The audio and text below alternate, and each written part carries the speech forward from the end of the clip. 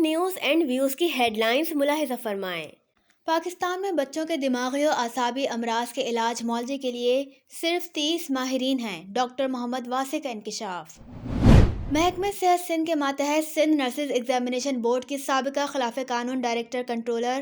Focal person سمیت back وقت متعدد عہدوں پر فائز خیر النساء اکبر کے بارے میں ذرائع نے انکشاف کیا ہے کہ وہ ایک بڑی شخصیت کے پی ایس کے ساتھ مبینہ طور پر ملی بھگت کے ذریعے کروڑوں روپے کی کرپشن میں ملوث رہیں۔ پاکستان نرسنگ کونسل کی خلاف قانون معطل رجسٹرار فوزیہ مشتاق کا نرسنگ کا ڈپلومہ دینے والے اداروں کا ریکارڈ موجود نہ ہونے کا اعتراف۔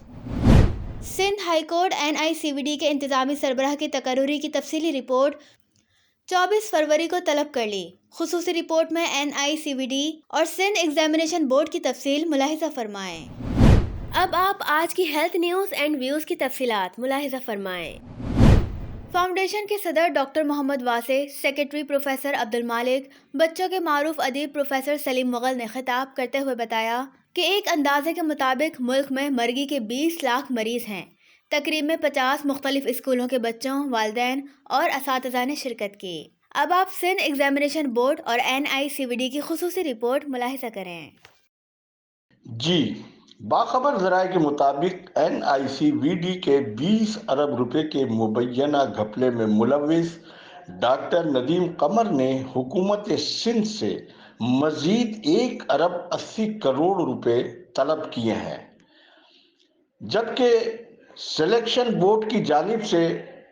شارٹ لسٹ کرتے ہوئے 7 امیدواروں میں سے 3 امیدواروں کے نام کو منتخب کر لیا گیا ہے، جس میں پروفیسر طاہر، پروفیسر نواز لاشاری اور پروفیسر طارق اشرف کے نام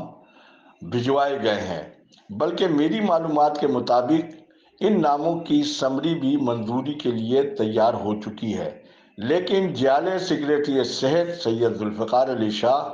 اس بات کی پرواہ کیے بغیر کہ سندھ ہائی کورٹ نے NICVD کے مستقل سربراہ کی تقرری کی تفصیلی رپورٹ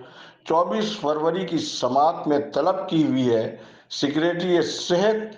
قانون پر عمل کرنے کے بجائے سیاسی حکم کے منتظر دکھائی دے رہے ہیں، اور محسوس ہوتا ہے کہ سائیں سرکار جس نے اب تک 65 ارب روپے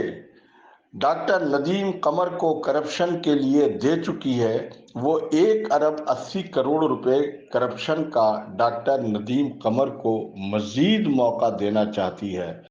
یہ وادی مہران کے غریب عوام کی بدقسمتی ہے کہ اینٹی کرپشن اور نیب کے آئینی اور قانونی اداروں کی موجودگی کے باوجود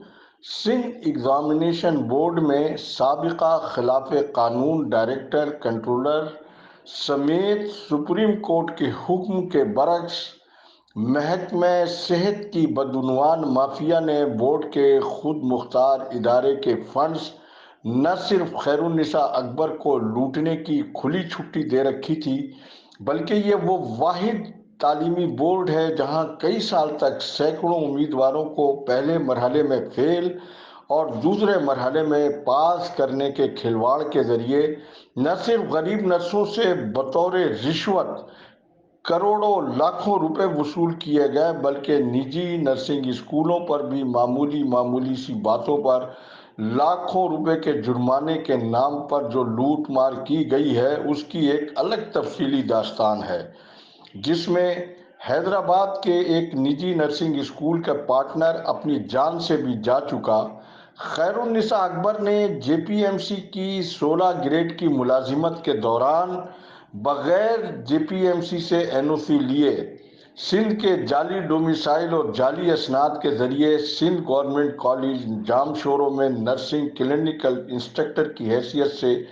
گریڈ 18 میں MQM کے کوٹے پر بھرتی ہوئی تھی۔ آج ان کی حالیہ ترقی نہ صرف خلاف قانون ہے، بلکہ ان کے خلاف عدالتی کمیشن کے ذریعے تحقیقات کروا کر سندھ میں نرسنگ کی تعلیم و تربیت کے نظام کو تباہ کرنے کا حساب کتاب ہونا چاہیے۔ جو لوگ اپنے مقاصد کے لیے آج ان کے سہولت کار بنے ہوئے ہیں، وہ خود بھی جعلی نرسوں کے ہاتھوں کل علاج کے باعث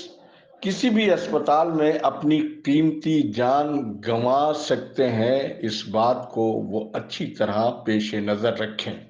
ناظرین، اس کے ساتھ ہی وقت ختم ہوا۔ خدا حافظ، پاکستان زندہ باد۔